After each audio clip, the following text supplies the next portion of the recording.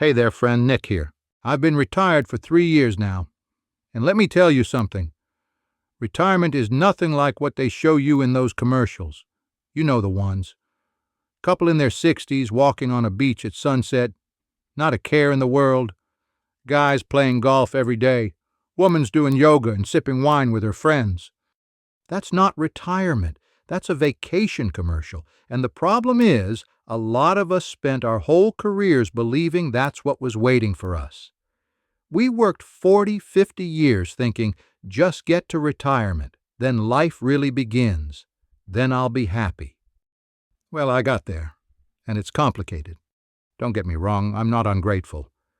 I know a lot of people never get to retire at all. Some people work until they physically can't anymore. Some people die before they ever see that finish line. So I'm aware of how fortunate I am. But I wish someone had told me the truth. The real truth. Not the retirement planning seminar truth where they talk about 401ks and Social Security. The actual lived experience of what happens when you wake up one day and don't have to go to work anymore. So today, I'm going to share the hard truths about retirement that nobody talks about. The stuff your financial advisor doesn't mention.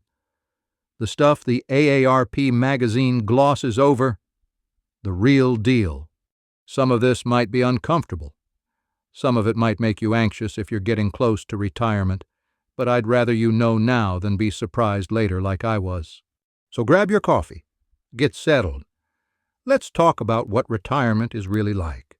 The first hard truth?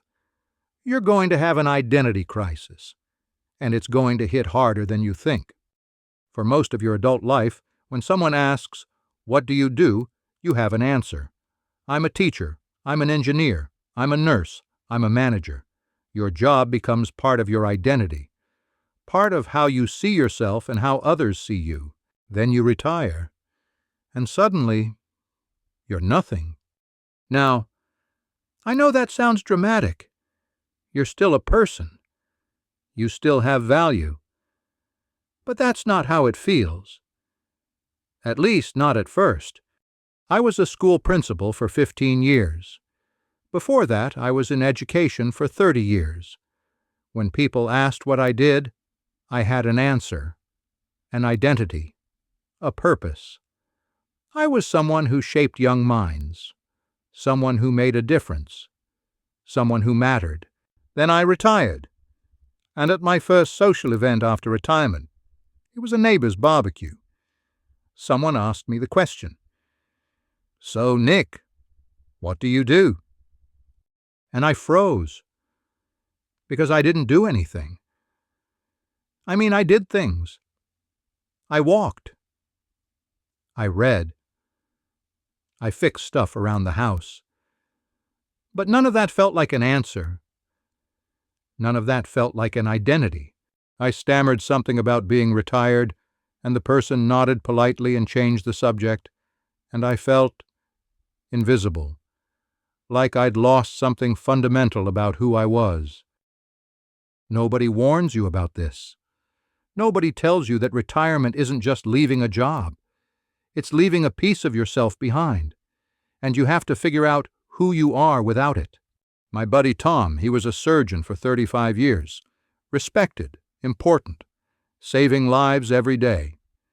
He retired at 67, thinking he'd finally relax and enjoy life. 6 months later, he was miserable, deeply, profoundly miserable. He told me, "Nick, for 35 years I was someone. Now I'm just an old guy who used to be someone." He ended up going back to work part-time, consulting at his old hospital because he couldn't handle the loss of identity, and I don't blame him one bit. Here's what I've learned. You need to start building your post-retirement identity before you retire, not after. Before. What are you interested in that has nothing to do with your job? What would you do if work wasn't an option? Who are you when nobody's paying you? For me, I had to rediscover hobbies I'd abandoned years ago. I started woodworking again, something I loved as a young man but gave up when I got too busy with work. I joined a book club. I started volunteering at the library. None of these things paid me. None of them gave me a title or a business card. But slowly, they gave me something else. A sense of purpose. A reason to get up in the morning. An answer to the question, what do you do? These days, when someone asks, I say, I'm retired, but I'm a woodworker and a volunteer. It's not the same as, I'm a principal. But it's something. It's an identity I've built for myself instead of one someone else gave me. But I wish I'd started building it sooner. I wish I'd spent my last few years before retirement cultivating interests and passions outside of work. Because making that transition cold turkey, it's brutal. If you're still working and retirement is on the horizon, do yourself a favor.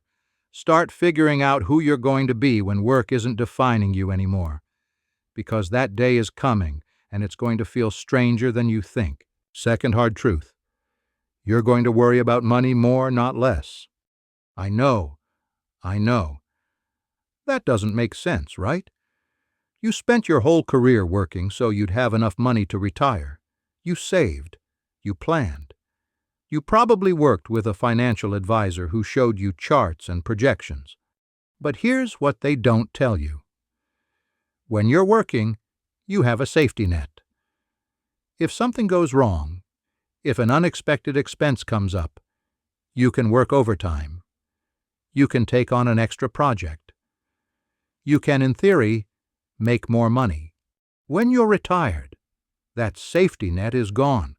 You're living on a fixed income, and every unexpected expense, the car breaking down, the roof needing repair, medical bills, feels like a threat to your entire future. I had what my financial advisor called a comfortable retirement saved up. We ran all the numbers, projected all the expenses. We should have been fine. But what we didn't account for was the constant low-level anxiety. The mental calculation that happens every time you spend money. Can I afford this? How many years do I have left? What if I run out? Sarah wanted to take a trip to see our daughter in California. Just a week-long visit. Nothing extravagant. But I laid awake the night before booking the tickets, doing math in my head. Plane tickets, rental car, restaurants, gifts for the grandkids. How much would it cost? Could we afford it? Should we wait? We went. And it was wonderful, but the anxiety didn't go away. It never fully goes away. Here's the thing. When you're working, money comes in every month. Regular as clockwork. Paycheck, paycheck, paycheck. It becomes normal. Expected. Comfortable. When you retire, even if you planned well, that stops. Now money only goes out. Your savings go down, not up. And psychologically, that's terrifying. I have a friend, Barbara, who retired with over $1 million saved. $1 million! More than most people ever see. Her financial advisor told her she could safely withdraw 4% a year, $40,000, and never run out of money. But Barbara was so anxious about spending that money she was living on $20,000 a year, barely spending anything, denying herself things she'd worked her whole life to afford, because in her mind every dollar spent was a dollar closer to being broke. Her advisor finally had to sit her down and say, "Barbara, you're going to die with all this money. You worked 50 years to save it and you're not letting yourself enjoy it." And that's the cruel irony of retirement. You spend decades saving for this moment, and then you're too scared to actually use the money you saved. Now, I'm not saying to blow through your retirement fund. Financial security matters. Having a cushion matters. But there's got to be a balance. What I've learned is this. You have to make peace with spending. You have to accept that your savings are going to go down, and that's okay. That's literally what they're for. You can't take it with you. Sarah and I had to have a serious conversation about this. We sat down and actually wrote out our values. What did we want our retirement to be? What experiences did we want to have? What memories did we want to make? And then we built a budget around those values. Yes, we track our spending. Yes, we're careful. But we also give ourselves permission to spend on the things that matter. Visiting family, taking that trip we always talked about, helping our kids when they need it. Will we run out of money? I don't know. Maybe. But I'd rather run out at 85 having lived fully than die at 85 with a full bank account and a list of regrets. The money anxiety is real. It's probably going to be there, but you can't let it paralyze you. You work too hard to spend your retirement afraid to live. Third hard truth. Time gets really weird in retirement, and not in the way you'd expect. When you're working, time has structure. You get up at a certain time, you go to work, you have meetings, deadlines, lunch breaks, your day has shape, your week has rhythm. Monday through Friday you're busy. Saturday and Sunday, you rest. Then you retire, and suddenly, every day is Saturday, which sounds great at first, and for about 2 weeks it is great. But then you realize, if every day is Saturday, no day is Saturday. There's nothing to look forward to, no weekend, no relief, just an endless stretch of unstructured time. I remember my 3rd week of retirement. I woke up on a Tuesday morning. I know it was Tuesday because Sarah had her book club. And I lay there thinking, what am I going to do today? Not in an excited way, in an anxious, slightly panicked way, because I had absolutely nothing scheduled, nothing I had to do, nowhere I had to be. The whole day stretched ahead of me like a blank canvas, and I had no idea what to paint on it. So you know what I did? I watched TV for hours, just sat there flipping through channels, killing time. At 2 p.m. I looked at the clock and thought, I've wasted half the day. But wasted it doing what? I was retired. I was supposed to relax, wasn't that the point? Here's what nobody tells you. Humans need structure. We need purpose. We need constraints. Without them, time becomes meaningless. Days blur together. You lose track of what day it is. You can't remember what you did yesterday because yesterday was the same as today and the day before. My neighbor Joe, he retired about 6 months before I did. I asked him how it was going.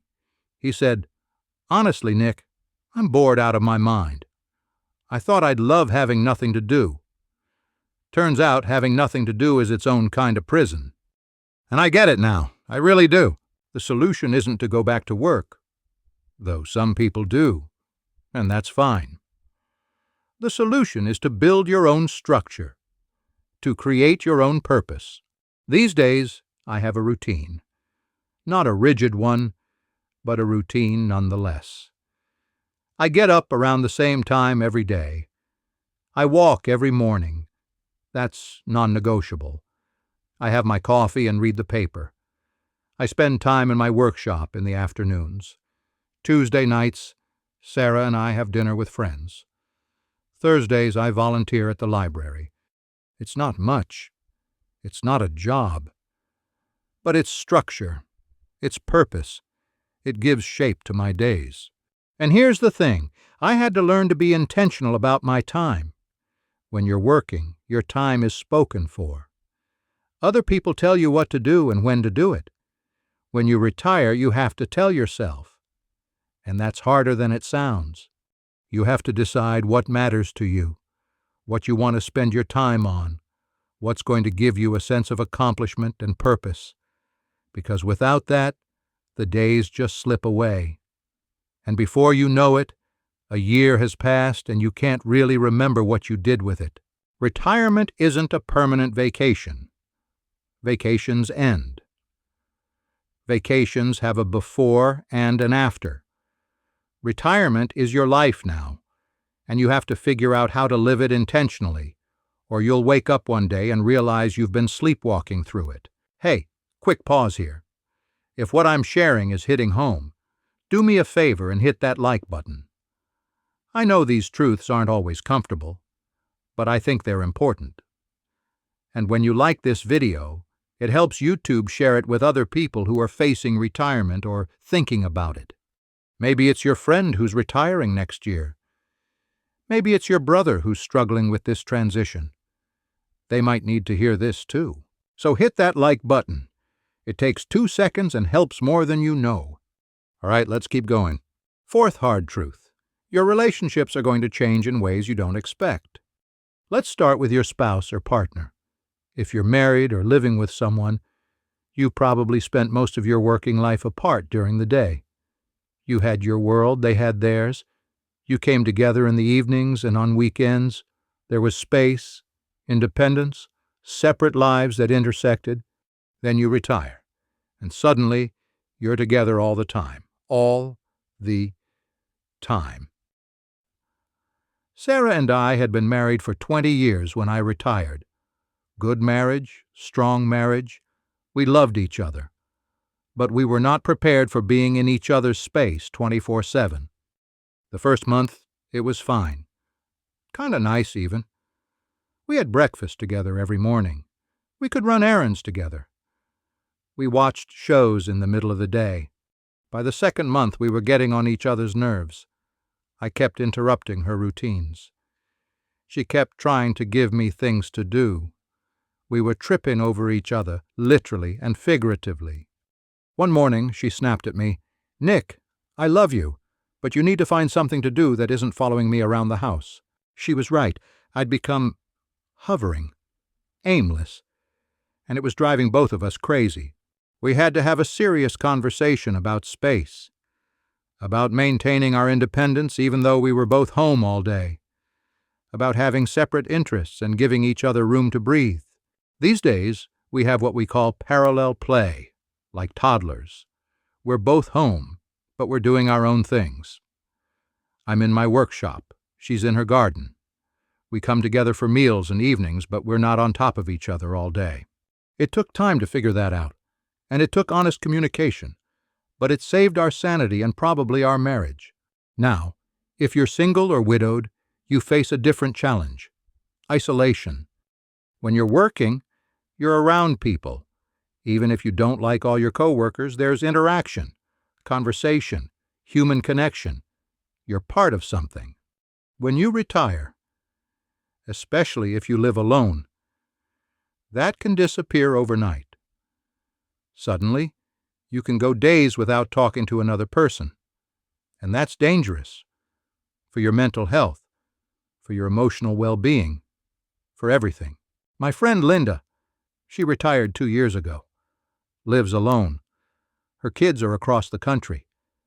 She told me there are some days when the only person she talks to is the checkout clerk at the grocery store, and even that's brief. She joined a senior center, started going to classes, made herself show up even when she didn't feel like it, because she knew if she didn't, she'd disappear into isolation. Here's the other relationship shift.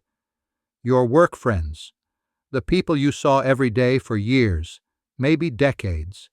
You think you'll stay in touch. You promise to stay in touch. You exchange phone numbers and email addresses at your retirement party. And then, you don't. Life moves on. They're still in that world, and you're not. The shared experiences that bonded you don't exist anymore. And slowly, those relationships fade. It's not anyone's fault. It's just what happens. And it hurts more than you'd expect. I had a colleague, Bill, who I worked with for 20 years. We ate lunch together almost every day. We complained about the same things, celebrated the same victories. I considered him a good friend. After I retired, we had lunch once, maybe twice. We texted a few times, but the friendship didn't survive the transition. He's still in that world of work stress and deadlines and office politics. I'm not. We didn't have anything to talk about anymore. I miss him. I miss that friendship. But I also understand it. Our friendship was rooted in a shared context that no longer exists. The hard truth is, retirement reshuffles your social deck. The relationships you thought were solid might fade. The people you thought you'd stay close to might drift away. And you're going to have to build new connections, which gets harder as you get older. But you have to do it. You have to be intentional about maintaining and building relationships. Because loneliness in retirement is real, and it's one of the biggest threats to your happiness and health. Join things. Show up. Say yes even when you'd rather stay home. Call people. Reach out. Be the one who initiates. Because if you wait for other people to come to you, you might wait a long time. Fifth hard truth, and this is the big one. Retirement will strip away your sense of purpose if you let it, and without purpose, everything else falls apart. When you work, your purpose is built in. You show up, you do your job, you contribute, you have tasks, responsibilities, people depending on you. Even if you don't love your job, it gives you a reason to exist, a reason to get out of bed. Then you retire, and all of that disappears. Nobody needs you anymore. Nobody's depending on you. You don't have responsibilities or deadlines or tasks. You're optional, unnecessary, and that feeling can destroy you if you're not careful. I've seen it happen. Good people, strong people, who retire and just fade. They stop taking care of themselves, stop caring about anything. Because what's the point? Nobody needs them anymore. My Uncle Ray, my mom's brother, he was a mechanic his whole life. Loved his work. Loved fixing things, solving problems. He retired at 68, and within a year he was completely different. Stopped shaving regularly. Stopped leaving the house much. Just sat in his recliner watching game shows. My mom asked him what was wrong. He said, "Nobody needs me to fix anything anymore. What's the point of getting up?" He died 2 years later. Not from anything specific. Just gave up. The doctor said his heart stopped. But I think his purpose stopped first. And his heart just followed. That's the danger of retirement. If your only purpose was your work and your work is gone, what's left? Here's what I've learned. You have to find new purpose. You have to create it. Nobody's going to hand it to you. For some people, that's grandkids, being involved in their lives, helping raise them. For others, it's volunteering, using their skills and experience to help others. For others, it's hobbies or passions they never had time for. For me, it's been a combination. I volunteer at the library twice a week, helping kids with reading. It's not my old job, but it's something. It's a way to use my experience in education to make a small difference. And my woodworking has become more than just a hobby. I make things for people. Gifts for family. Donations for fundraisers. It gives me a project. Something to work toward. Something to be proud of. Is it the same as being a school principal? No. Does it give me the same sense of importance? No. But it gives me enough. Enough to get out of bed. Enough to feel like I'm contributing something. Enough to have a reason, and that's what you need in retirement. Not necessarily a big, grand purpose. Just enough purpose to keep you engaged, to keep you moving forward instead of fading away. The people I know who are thriving in retirement, they all have one thing in common. They found something that makes them feel needed, something that gives them a reason to show up. It doesn't have to be impressive. It doesn't have to change the world. It just has to matter to you. If you're heading toward retirement, start thinking about this now. What's going to give you purpose when work doesn't? What's going to make you feel needed? What's going to get you out of bed in the morning? Because that's the real challenge of retirement. Not the money, not the time, the purpose. And you better have an answer ready because retirement will ask the question whether you're ready or not. Before I wrap this up, if you've stuck with me through all these hard truths, you're clearly someone who's thinking seriously about this phase of life. and I'm going to be here every week talking about it. The good, the bad, the stuff nobody else wants to say. So do me a favor, subscribe to this channel. Hit that subscribe button, because retirement is a journey, and I want to be your companion on that journey. Someone who tells you the truth, even when it's uncomfortable. Think of me as that friend you can listen to while you're making breakfast or going for a walk. I'll be here. Honest, real, every week. All right, let's bring this home. So there you have it. The hard truths about retirement that nobody tells you. You're going to face an identity crisis. You're going to worry about money more than you expected. Time is going to get weird.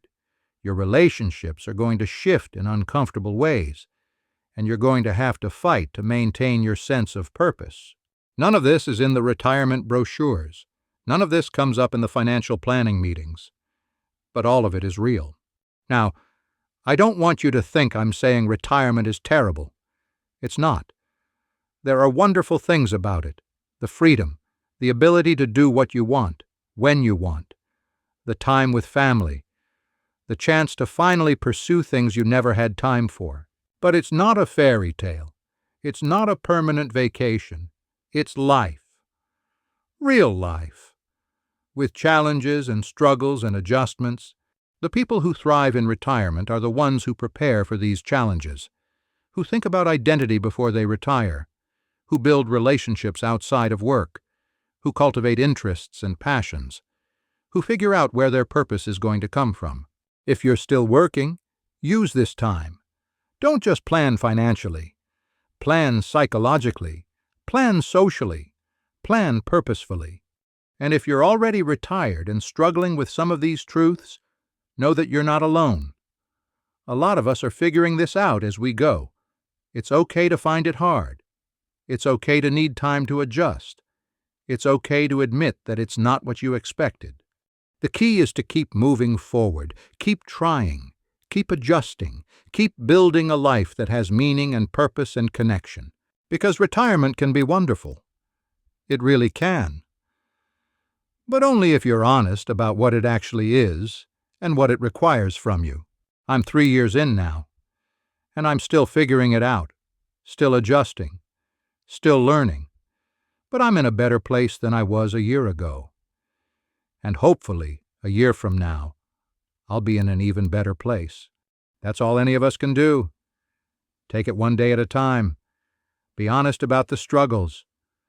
Ask for help when we need it. And keep building a life worth living. Until next time, this is Nick. Take care of yourself out there, and if you're facing retirement, don't be afraid. Be prepared. There's a difference. Talk to you soon, friend.